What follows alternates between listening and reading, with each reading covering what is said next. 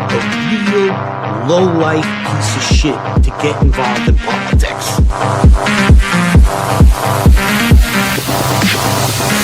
Who am I supposed to vote for? Am I supposed to vote for the Democrat who's going to blast me in the ass, or the Republican who's blasting my ass? Politics is just all one big ass blast.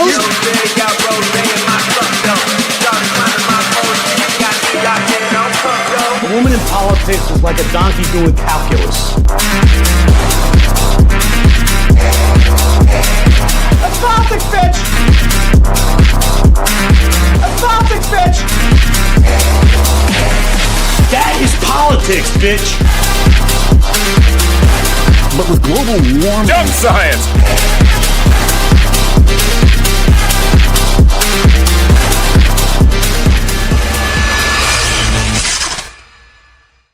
Hey guys, how's it going? Matt from Foul Ball Productions here. Thank you so much for joining me today. Hope that you're doing well, because I'm doing phenomenally. Thank you very much. This is the 111th episode of the MFer podcast, and I thank you for spending your Tuesday evening with me while we work our way through this crazy world, this wild political sphere, this unfolding war, this MAGA coalition, the adults being back in charge, absolutely collapsing and falling upon itself in a comical heap, while it struggles to tell us that that's just not happening. Everything's going great. No big deals.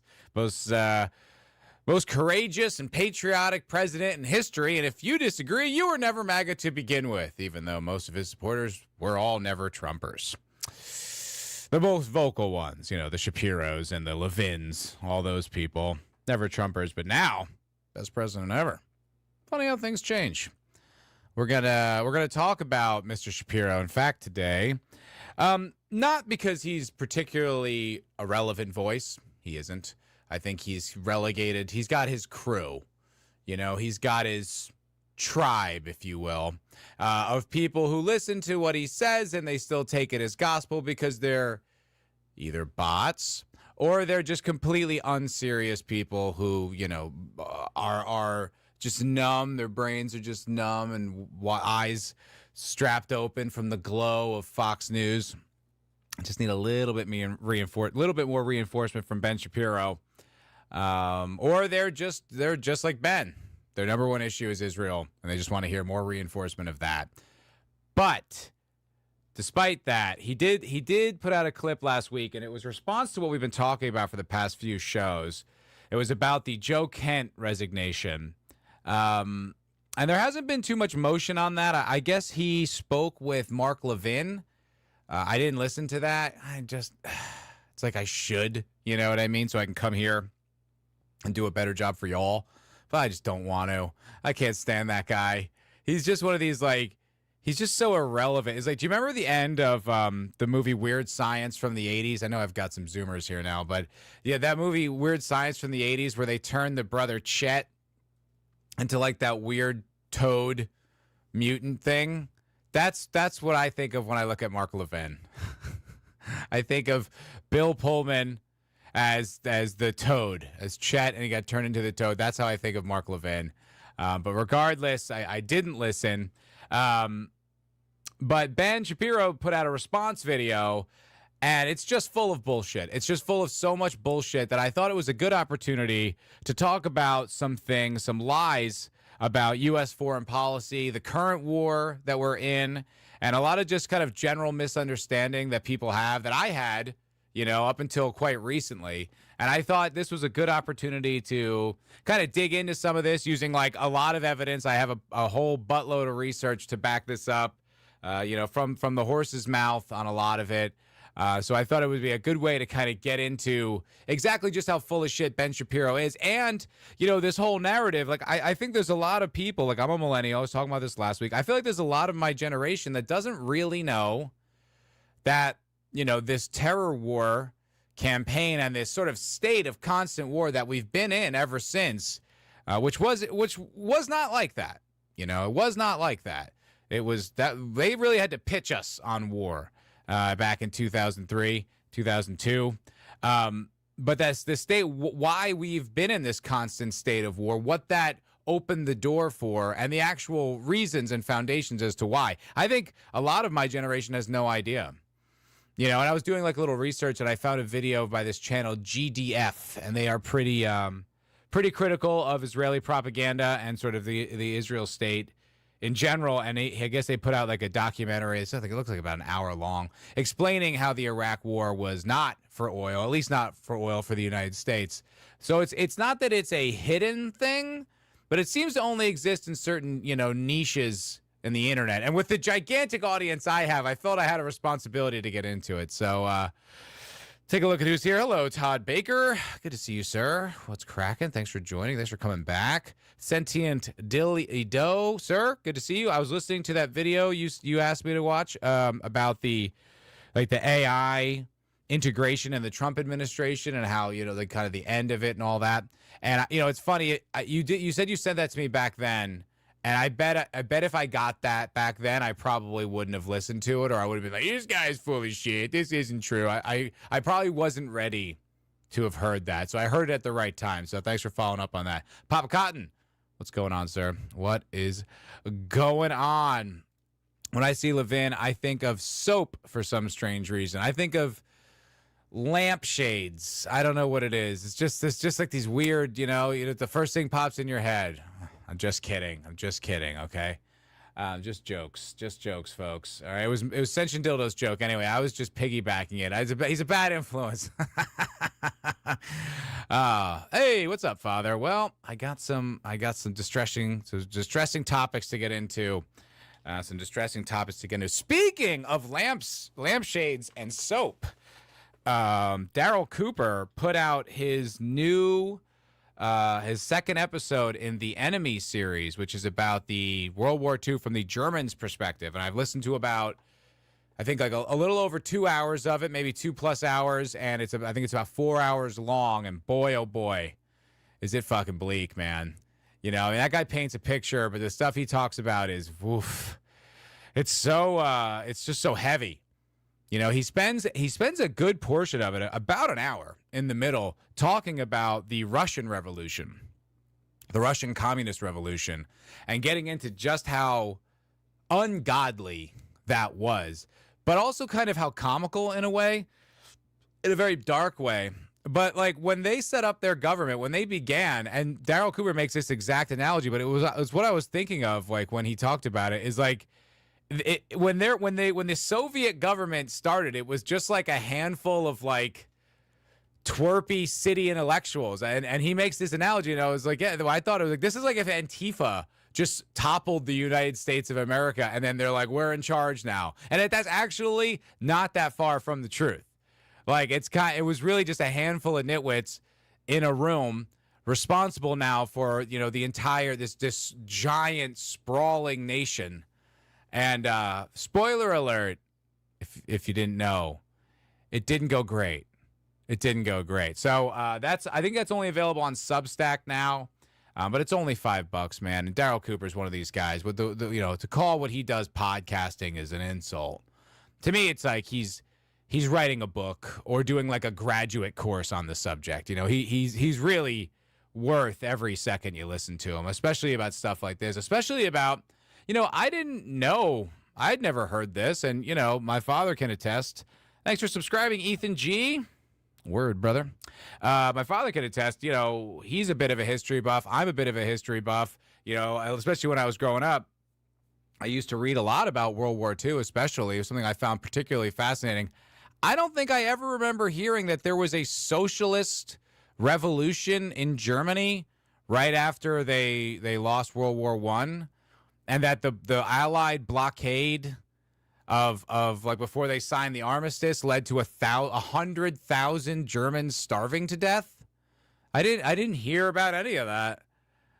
Never once in any of that time looking into any of that stuff did I ever hear about. Now I didn't study it in college. I'm sure if I took it at a graduate level, probably I would have got into it. But kind of a significant part of the story. I could see being pretty pissed off if I watched my child starve to death. I feel like, because they always pitch it, like, oh, the Germans, they just went nuts. 1939 or 1933, they lost their minds. They went crazy. Who knows why? And you're like, well, that might have had something to do with it. Being starved to death pissed me off. And not to mention the other myriad of reasons, but Why is that never mentioned? Why is it never part of the story? Anyway, it's really worth your time. I definitely recommend it. What's up, lovely Sherry? Hello, hello. Good to see you. Good to see you. One day, for no reason at all, they all just got, and they all went back to, and they all went back to normal. By the way, they're all cool now. Everything's good. You know, you're like, okay, all right. I guess there was nothing to it. I'll say this. There's one thing about that he kept talking about. It was about the German Socialist Revolution, and he kept talking about the sailors. And I didn't. Maybe I missed it, you know, because it is a 4-hour podcast. It's hard to collect every single detail. It's not like reading a book. But I don't remember him explaining why. He kept saying the sailors as if I was supposed to know why the sailors were on the side of the Reds. I didn't get that. Well, apparently the sailors in World War I were very resentful of, like, the gentry, of, like, the nobility, because the conditions that they lived in on these ships was just absolute squalor and horrific, and the nobles were up on the other decks, like, living it up. Not living it up, but living a much better life than they were. I guess there was, like, one final... Like, the German admirals were like, we're going to go out and meet the British in one final noble battle. And they're like, the fuck we are. And they had a mutiny. And so I guess that was what led them to be more susceptible to the Marxist, communist, Leninist ideology. And I was like, well, okay. I mean, that's relevant. You know what I mean? I'm no commie, trust me, but that is relevant. That's worth mentioning. And maybe he did, but I didn't hear it. Anyway, 750,000 German POWs died after World War II ended. Not to mention a bunch of civilians who were ethnically cleansed out of Eastern Europe. Oh, and fun fact, on the Eastern Front, raped to death. That was a thing that happened. Pretty fucking horrific.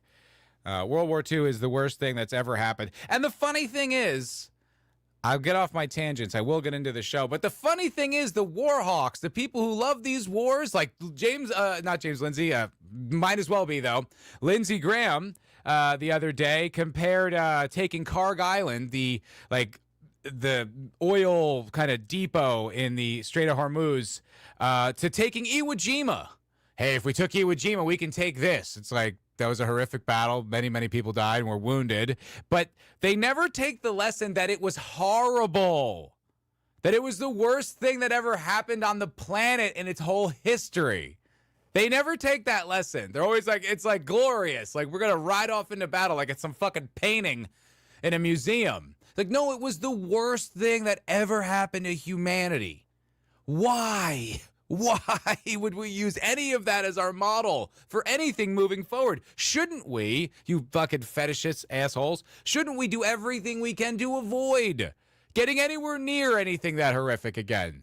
Shouldn't the lesson be, let's never do that ever? But the lesson is, like, we kick so much ass, we're going to go kick more ass. It's insane. It's absolutely insane. But anyway, so I'm going to play Ben Shapiro's clip here. This is from his show.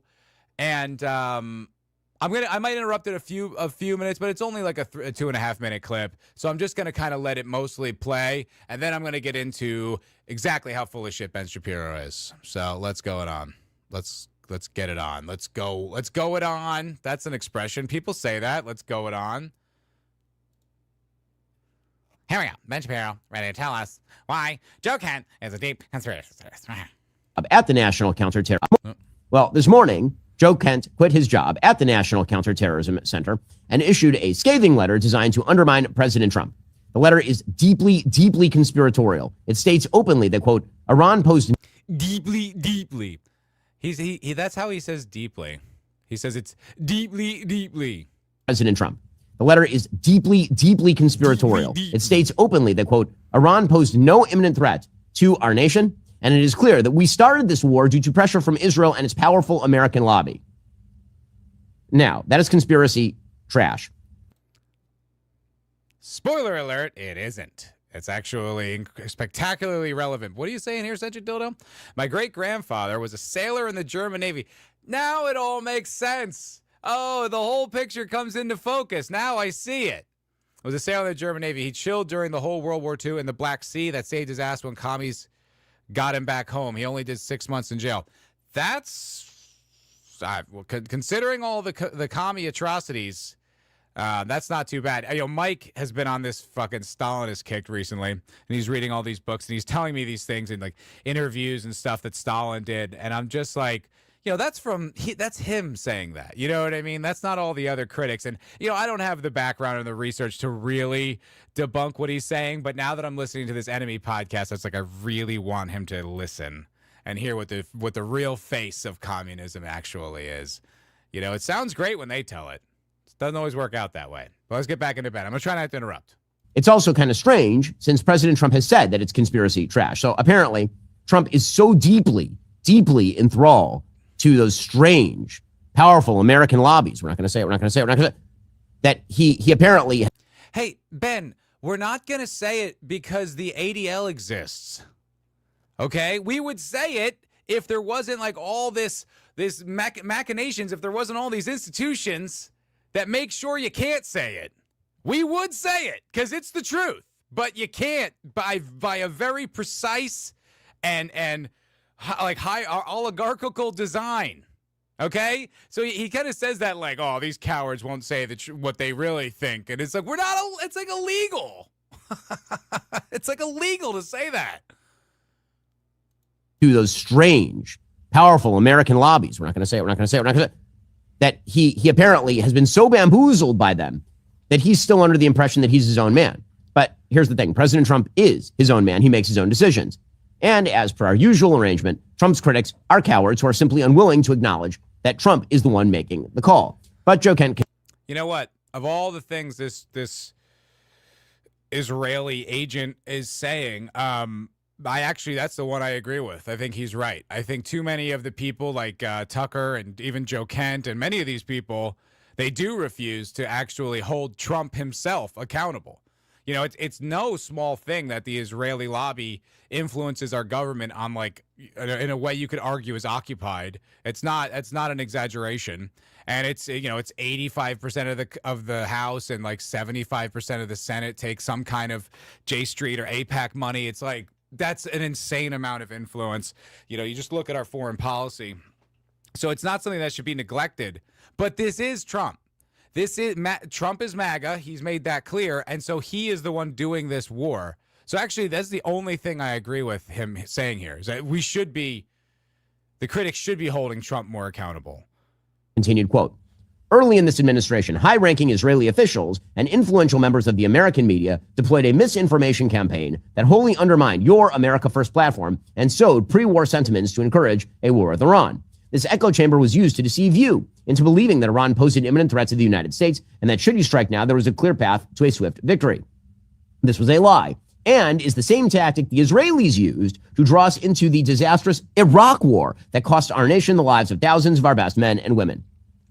Again, the idea here seems to be that President Trump is a moron, misled into war by nefarious Israelis and unnamed influential members. Bibi's visited the White House 6 times in a year. I would say there's some degree of influence there, Ben. Of the American media. Don't say it. Again, apparently, President Trump has no agency and no thoughts. Kent's letter is replete with this conspiratorial idiocy, including, as we just saw, the idea that it was Israel that forced the original Iraq war, an idea totally and utterly unsupportable by any evidence, given the fact that the actual prime minister. Did you hear that? Okay, just want to pause. Totally, and what do you say? Totally and what? Minister of Israel at the time, utterly unsupportable. Totally and utterly unsupported by evidence. Just remember he said that. By any evidence, given the fact that the actual prime minister of Israel at the time, Ariel Sharon, opposed the Iraq war. This stuff is brain rot. Now listen, we should all be thankful for Joe Kent's long and honorable military service. We can also be glad that he's leaving, since his ideology is the same as that of Tucker Carlson, the guy who says that the war is disgusting and evil and who has been busy sexting with the mullahs. Could you imagine him thinking that the war is disgusting and evil? What a piece of shit. What kind of an outrageous perspective is that? Tucker Carlson calls Kent a personal friend and, quote, the bravest man I know. Frankly, I think that it is a good thing that Kent is not in this position. We cannot have a director of counterterrorism who is somehow advocating preemptive surrender to the world's leading state sponsor of terrorism in the middle of a war. The world's leading state sponsor of terror. I do love when they say that. That's one of my favorite. It's funny. Like their arguments really aren't that hard to dismantle. They're actually really not. Like they seem difficult because you do have to do like some research. But if you just do any, it actually is not that hard. And now with AI, it's unbelievably easy to dismantle these people.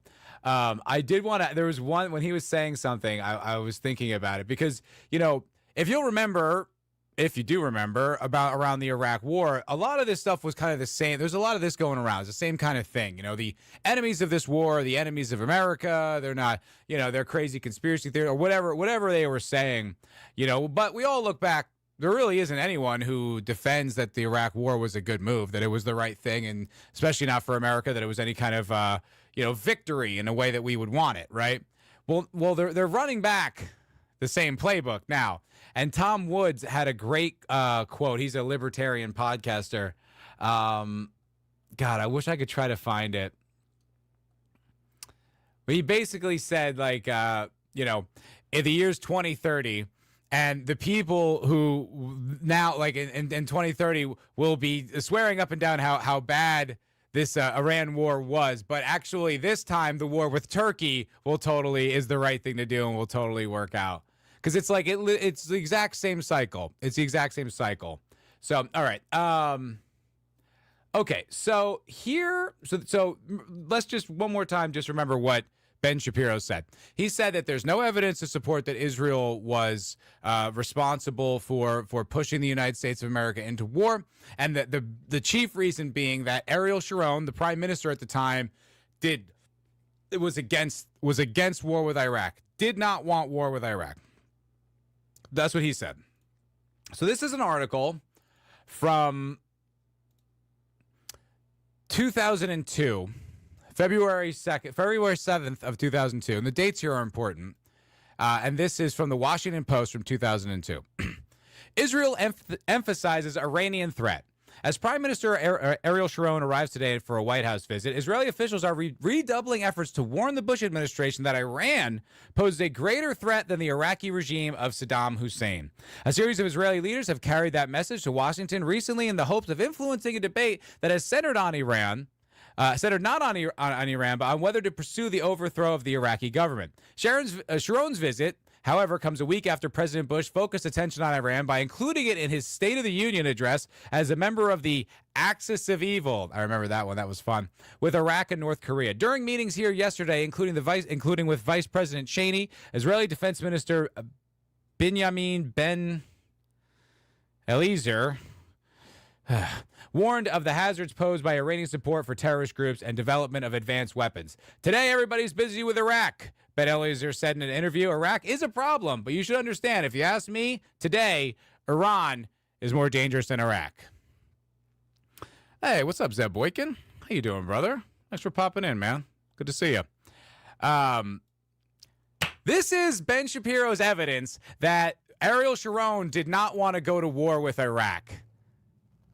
His evidence, Ben Shapiro, you guys just watched the clip. This is from a few days ago. Ben Shapiro's evidence that the prime minister didn't want to go to war with Iraq. And technically, that's true. Because he would have rather gone to war with Iran. Because he was like, no, don't bomb Iraq, bomb Iran. This is Ben Shapiro's evidence that the Israelis are not leading us into war with Iran now. Even though this is 24 years ago, they were advising not to go to war with Iraq, but to go to war with Iran. I mean, are we all, like, do we live in the same universe? Do we all have the same eyes and ears and observational capabilities? Like, this could be the worst defense I've ever seen. Like, this is so stupid. You know how hard it was for me to look this up? Grok. When did Ariel Sharon say he didn't want to go to war with Iraq? Can you give me the earliest article? This was the one that came up. Unfucking believable. Not only does this not support his argument, well, it kind of vaguely supports his argument. We're going to get into that in a second. But what it really does is it reinforces the fact that the Israelis always wanted the war for Iran. You said that in the same breath, saying that Kent's ideas are conspiratorial and that Trump did make this decision. Unfucking believable. Oh, thanks, brother. That's awesome, man. I appreciate you. Thank you very much, dude. That's what's up. That is what's up. So that's pretty fucking funny, right?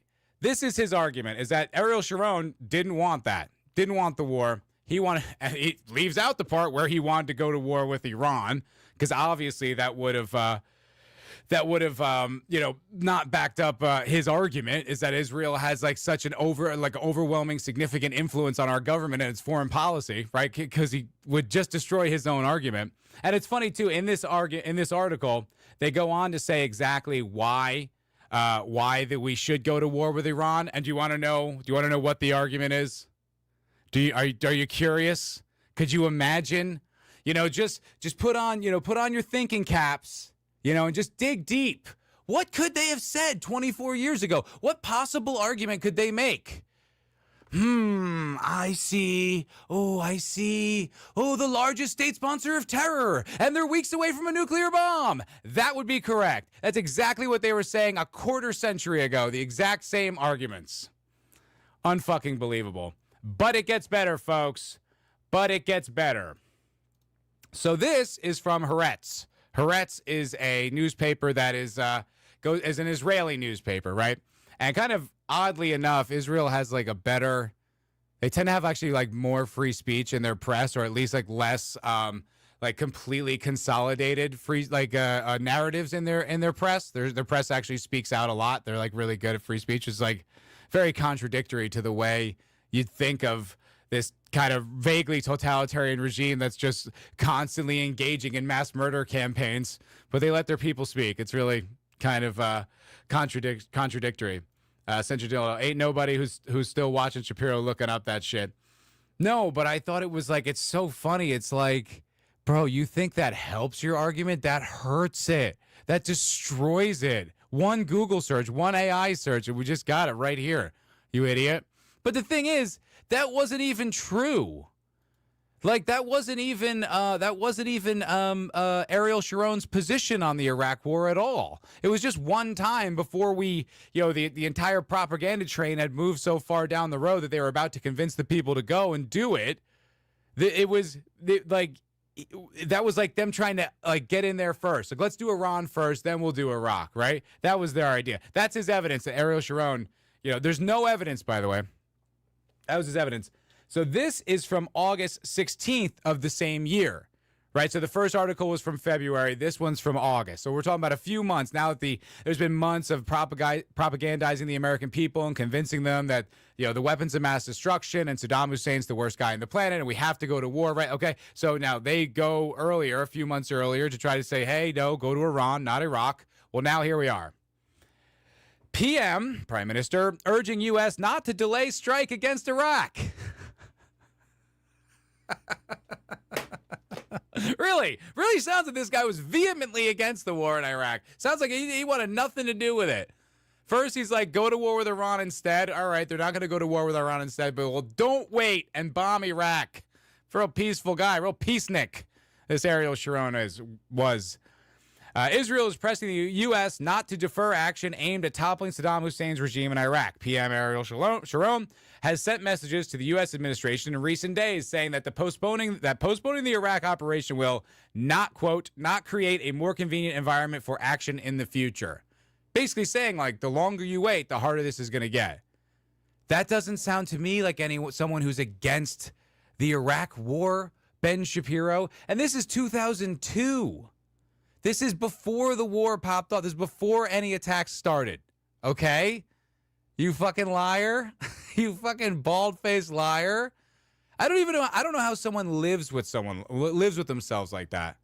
That's what you do. You go on your show and you just lie. And some fucking idiot over here on YouTube could debunk you with like a few keystrokes. This wasn't that hard to find. Like this is from the Wayback Machine because Haaretz has like a paywall up. But this is the article.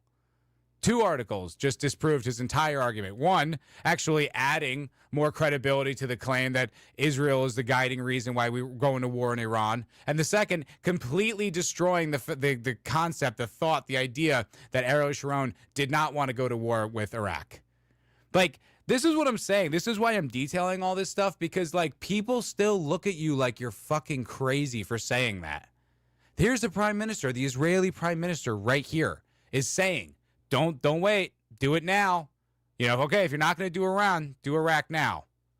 Okay, this is not nuts. This is not foundationless. This isn't, what do you say, utterly indefensible based on the evidence. What evidence, Ben? I just pulled up 2 articles and destroyed your entire argument. What are you talking about? You're lying.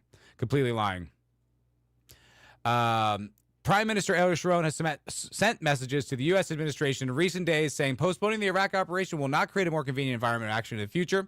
But Sharon added that Israel would support any American action and would respect U.S. decisions regarding the method and the timing. Wow, that must have been nice. Bush really had it made. He had an Israeli prime minister who actually gave a shit what he thought and let him make his own decision.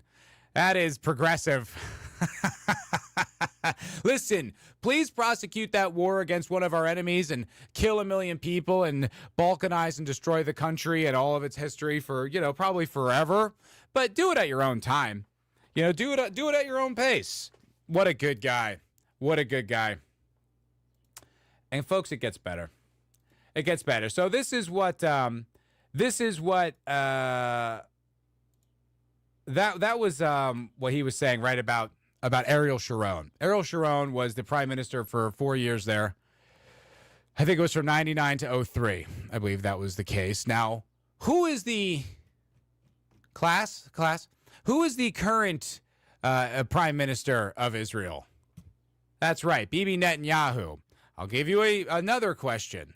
Who has the most years served as the Israeli prime minister? Also Benjamin Netanyahu. Who was the prime minister in Israel from 91 to 99? You're right. Also Benjamin Netanyahu. And who petitioned the Congress, the United States Congress, to go to war with Iraq right now in 2002? I'll give you a moment. I'll give you a second. If you guess Benjamin Netanyahu, you're correct. Johnny, tell him what you won. Financial debt and destroyed soul for the rest of your life. All right. Iraq was 2 weeks away from developing WMDs, Matt. How dare you? I know. I'm sorry. That was just out of line. But you know what? Maybe you're saying, Matt, that's crazy. Benjamin Shapiro just said that's conspiracy theory. There's no evidence for that. There's zero evidence for that. Okay, well, you know what? Don't take my word for it. Let's hear from Bibi himself. Let's hear what he had to say in 2002. Oh, sorry, did I say 91? Sorry, 96 to 99. My mistake. Let's see what he had to say when he addressed Congress. Lies in deterring and destroying the regimes that harbor, abet, and aid terror. I would have argued that to root out terror, the entire network of terror, that is a network that consists of some half a dozen terrorist regimes and some 24 terror organizations affiliated with them, that this entire terror network had to be brought down. And most important, I would have warned that the greatest danger facing our world is the ominous possibility that any part of this terror network would acquire nuclear weapons.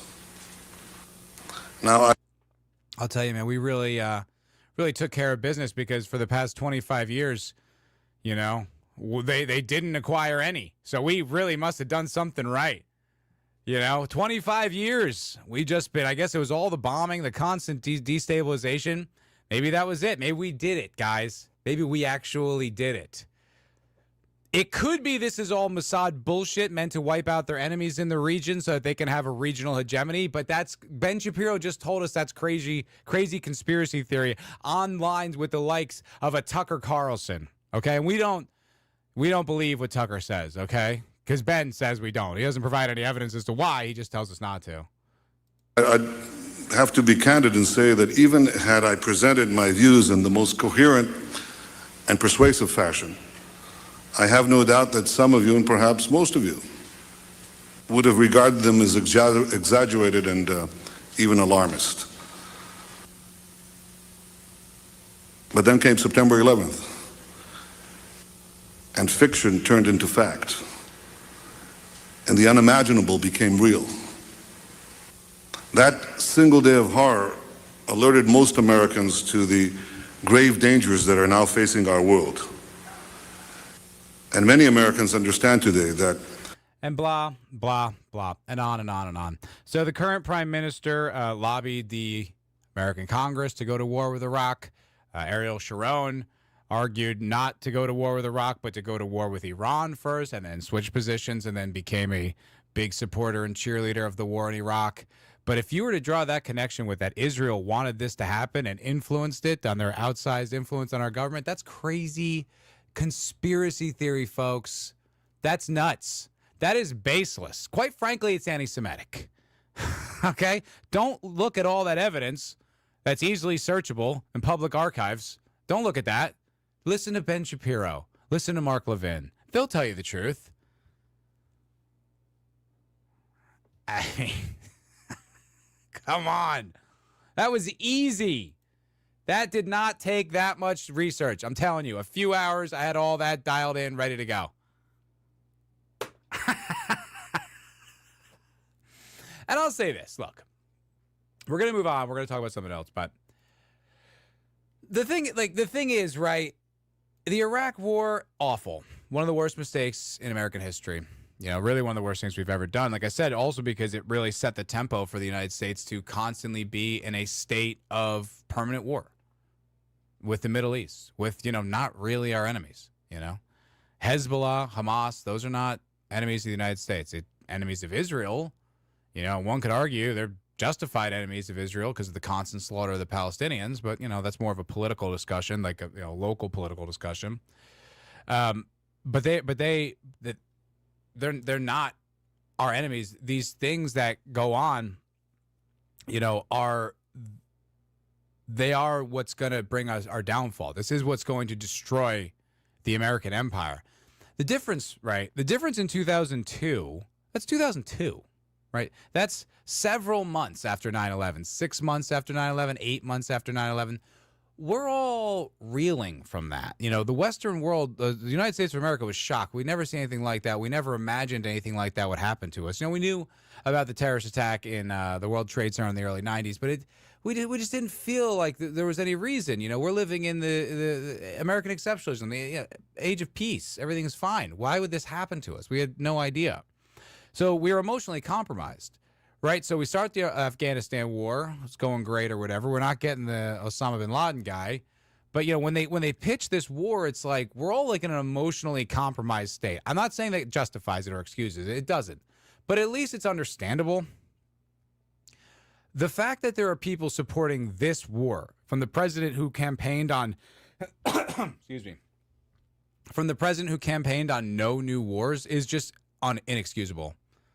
There's absolutely no acceptable response to this war except to condemn it. I do not. The people, remember all the people who supported this war. Keep them in your mind, okay? Keep like a list in your head of all the influencers, the creators, the news outlets, all those people who told you that this war was a good idea. Remember who they are, because they're fucking wrong, and they're doing it for not our interests. And look, it's not going great, folks. It's not. This war, it's not even like it's going well for our powers. Iran holds a lot more of the control and the tempo of this situation than I think even the most cynical estimates really could have conceived of. It's not going great. It's turning into an energy war. Either us or Israel bombed one of the gas fields in Iran, one of the natural gas fields. And by the way, it's not just natural gas for Iran. That's natural gas that goes to Europe. The fertilizer comes to us.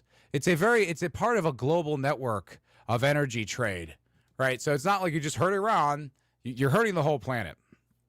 But, Trump says, hey, that was Israel. We're not going to do it again. We'll give you the weekend. We're going to make a deal. Things are going great, folks.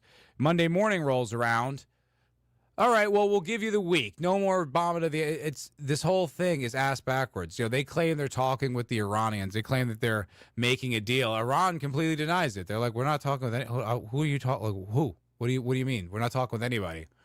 Apparently, Pakistan is ferrying messages, or maybe Turkey's involved. It's through intermediaries. But we're nowhere near any kind of a resolution. And we're not gonna be, by the way, because this war is not about the United States interest. It's about maybe 10% of the United States interest, 15%. But it's mostly Israel's interest. And Israel wants to destroy Iran. They want the same thing that happened to Iraq, the thing that Israel had nothing to do with. They want the same thing that happened to Iraq to happen to Iran.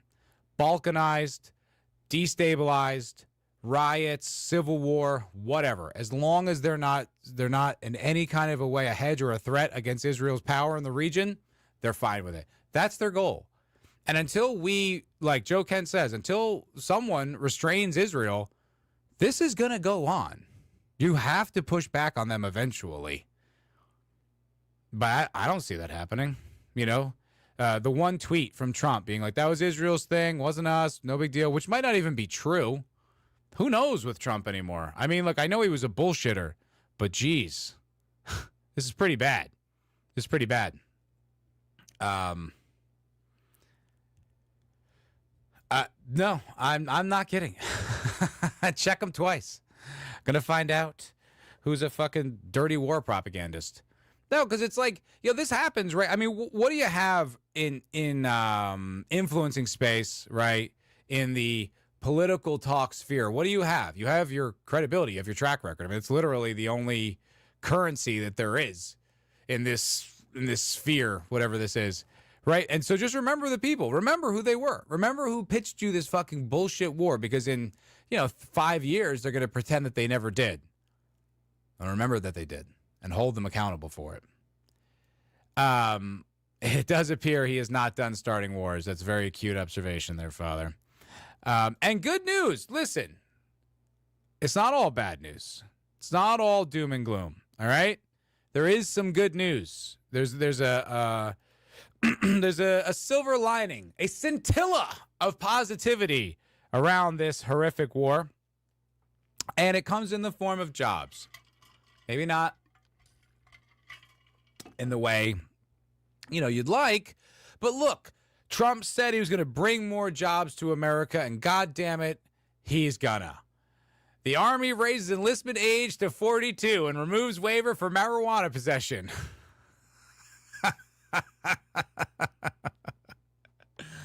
Great news. If you're halfway to 80, you can still join the military. You can still join the Marine Corps as a private at 42. There's still hope for me yet. There's still hope for me yet. I can go back. Remember I was telling the story last week, which someone gave me shit in the comments about. I told the story about how I almost became a Marine. And the guy writes in the comments, he's like, yeah, but you didn't. You have the same story like everyone else who almost served or whatever. And I was like, yeah, I know. That's the story. The story is I almost served and then I didn't serve. Am I not supposed to talk about it? Am I never supposed to mention that because I didn't finish it? Like, what's your point? What are you angry about? That I didn't serve and I mentioned service? Like, I don't get, I'm not giving, this isn't stolen valor. I'm not pretending I went. I admitted freely that I didn't go. What are you mad about? Very weird. But yeah, this just broke about an hour ago. The United States Army is taking recruits up to 42. 42? I ain't getting up at 5 a.m. every day and marching 10 miles and, getting screamed at in my face by some, hardened drill instructor. No, thank you. That's crazy. When I saw that, I was like, oh boy, things are not going great. Things are not going great. A major update to Army recruiting regulations this week raises the maximum age a recruit can join to 42 and removes a barrier to joining for recruits with a single legal conviction for marijuana or drug paraphernalia possession. So, if you smoke weed, got caught, no big deal. Come on, we're looking the other way, guys. This is the golden age, baby. MAGA. Go die for Israel. And we'll take, we'll take the old guys too. Screw it. The higher age limit brings the Army in line with other service limits of 41 in the Navy and 42 in the Air Force and Space Force. Oh, I didn't actually know that. I didn't know that the other armed forces had that high of an age. I thought the cutoff was in the 30s because I remember they were talking about a draft, and I was like, well, if that's the case, I mean, sucks for Gen Z, sucks for all the fellas, sucks for Tom and Joey and Atlas. Too bad, but for me, I'm too fucking old. But not necessarily. I mean, hey, look, I turned 41 in May, so if there's a draft in the next 16 months, 14 months, might be seeing your boy. Might be seeing your boy out there. His blues. Probably won't start with the 40-year-olds, but Army recruiting officials have noted in recent years that the average age for recruits is increasing. The officials telling reporters in 2024 that the average recruit was 22, 4 months, and it was still going up. Blah, blah, blah, blah. Anyway, just thought that was hilarious.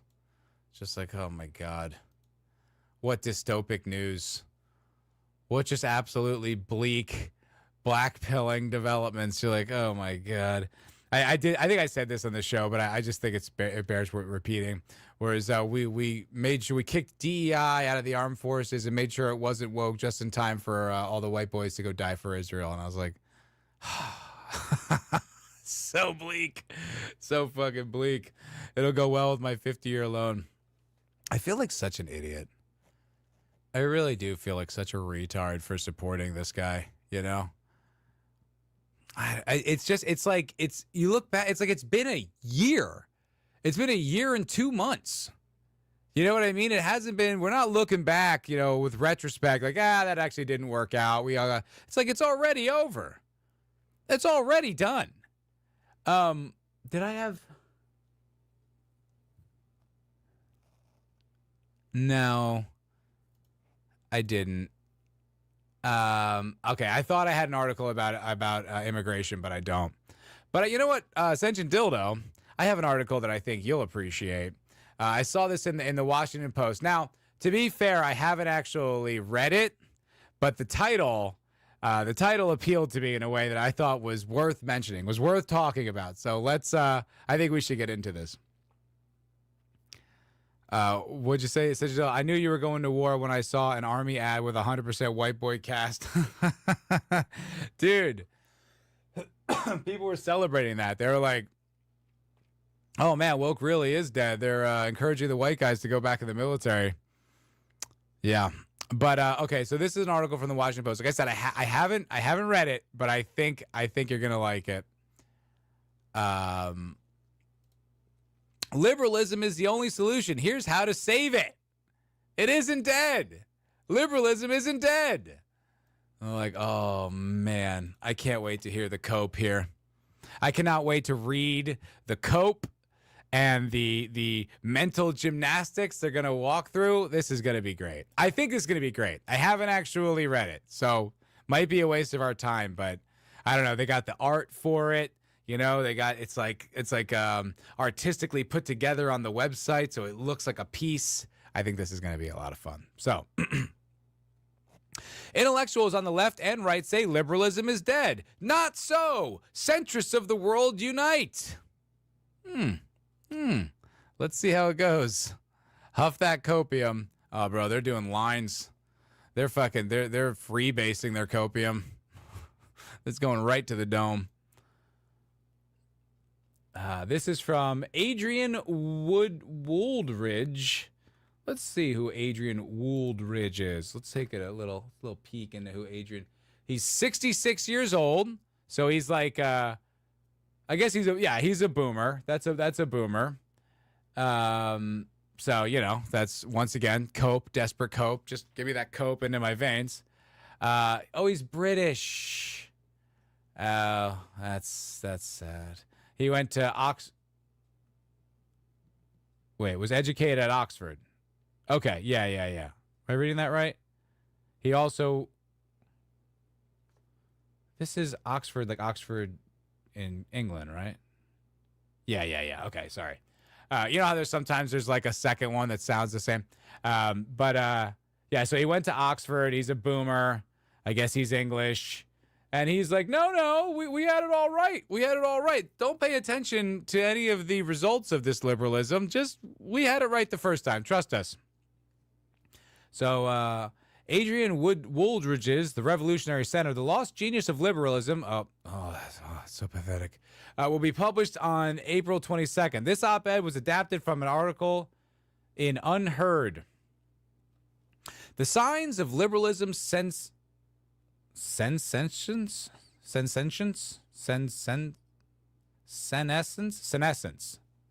What does senescence mean? I know, guys. I'm exposing my retardation. I understand. The condition of deterioration. Okay. Senescents are everywhere. In Britain, Keir Starmer won a historic mandate in 2024 election, only to rapidly turn himself into the most unpopular prime minister on record. In Germany, Chancellor Friedrich Merz looks like a Starmer in the making, while France's President Emmanuel Macron is in the twilight of his presidency.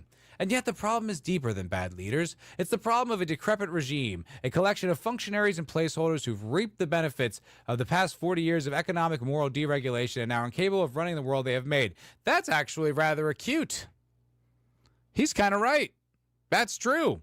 It's basically like, yeah, the world was your oyster, and then you just kind of like, put it on autopilot and just hoped it would careen itself up the mountain. And it's actually gone over the cliff, down into the ravine, is on fire, and it's about to the fuel reserves are about to explode into a giant fireball.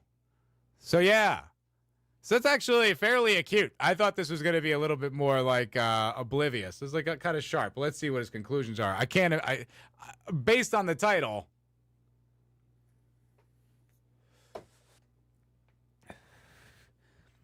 Like all the elites, they've developed the habit of back scratching and log rolling. And like all elites, they soon lost touch with the people beneath them. I don't disagree with any of this so far.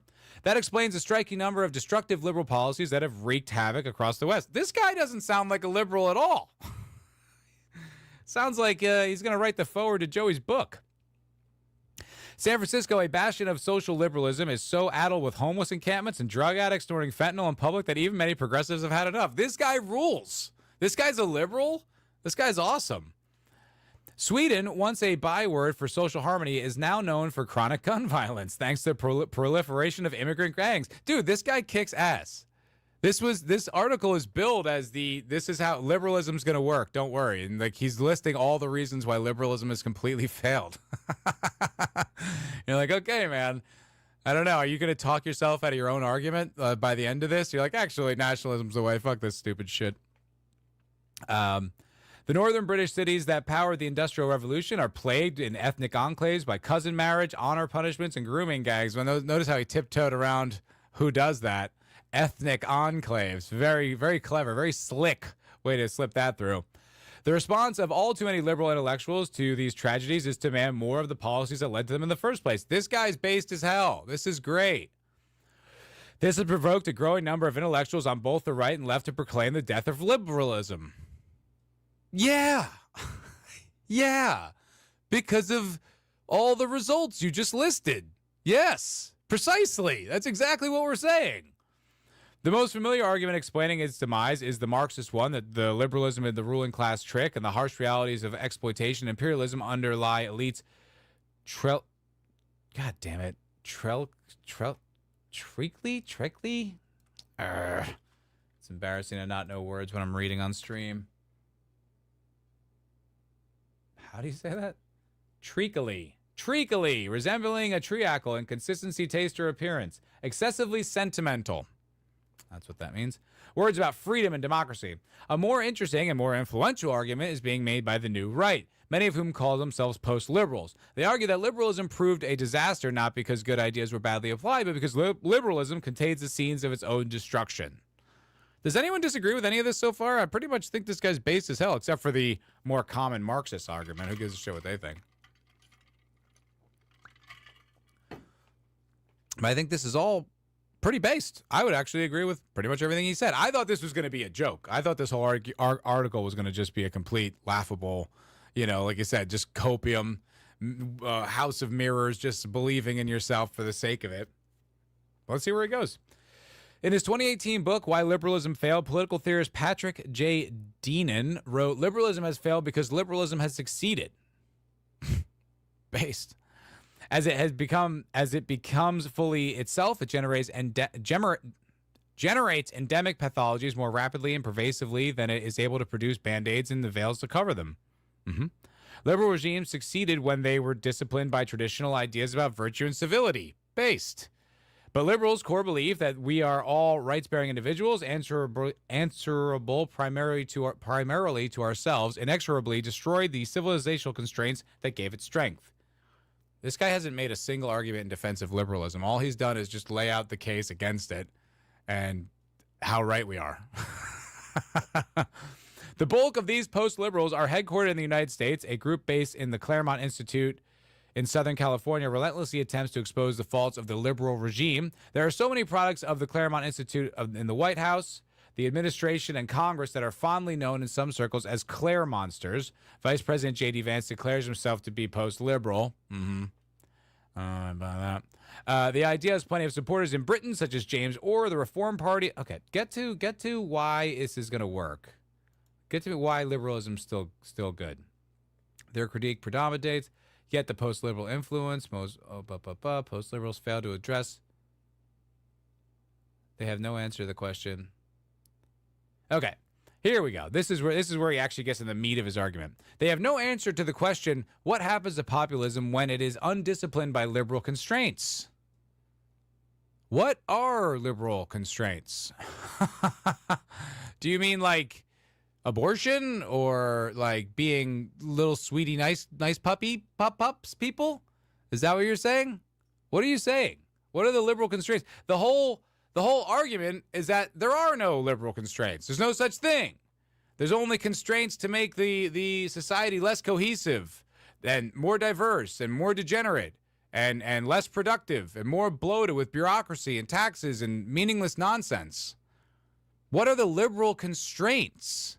What do you constrain? The whole argument you just detailed is how we need to constrain the liberals.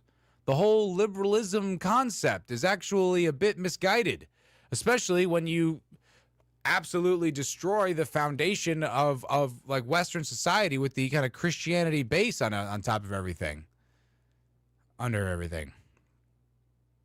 What are the liberal constraints? Does anyone have this argument? Centrist Dildo, I'll listen to Marxists before I'll listen to a centrist. Their moronic prescriptions aside, at least they see the issues. I'll give him that. At least he's saying this. All right. Okay. Don't worry, fellas. We'll get the Fresh Prince back any day now. The 90s were great, such a dildo. You know, I don't know what was going on when you were growing up, when you were cleaning your rifle, you know, and you were making homemade explosives in a pipe.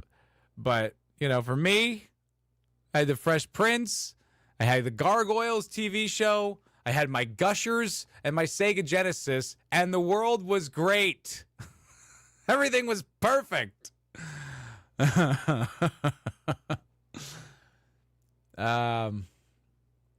the past 40 years, liberalism has been associated with the shrinking role in the state. Boy, this guy kind of bloviates, huh? Can you just make your argument, man? Liberal state is destined to power. It's understandable that people are angry with the liberal establishment and disillusioned with the centrist promises, but the alternatives from both the right and the left are certain to be worse. How is that? I don't know how that's certain, but during his first term, Trump catered to his billionaire friends, entrenching crony capitalism and making big tax cuts while providing his populist base with rhetorical puffballs. He didn't. All right. Unfortunately, this is very long-winded and very bloviating. I thought it was going to be a little bit more concise because it was in the newspaper. I thought there was going to be some kind of what war was going on, Matt? War was going on. I don't know. Weren't you like? I just feel like your whole life has just been like looking through binoculars in a bunker at some, you know. I don't know. I just imagine Croatia's just constantly war torn. I thought that article was going to be a little bit more concise. A little bit more constructive. All right. I could bullshit for a little bit longer, but I did what I mostly wanted to do today. So I think I'm probably just going to wrap up a little bit early tonight, guys, at this kind of tidy hour. But I will be back Thursday. I'm gonna make the Tuesday and Thursday thing a consistent show. I'm gonna do it at least these two nights a week. You know, who knows, maybe more, but right now we're just gonna do it twice a week. Keep it at that. Not gonna be on Zax's show tomorrow because I'm gonna go see Hail Mary. So I'll keep you guys posted, let you know how that was. But Friday I will be on Nerdporial's stream. Friday night I will be on his channel. So go over there, check him out. I was supposed to do it this past Friday, and I scheduled something. I forgot, and I was kind of rude. It was a bit last minute. I had to cancel. I felt bad. But check me out on his channel on this Friday night. All right, folks. I know it's a short episode of the MFer podcast, but I swear I'll make it up to you. We will do more streaming. We'll talk more politics, but I kind of only prepared the Ben Shapiro argument today. But yeah, that's that for this episode of the MFer podcast. I'll see y'all on Thursday. Have a great fucking evening, guys. Take it easy.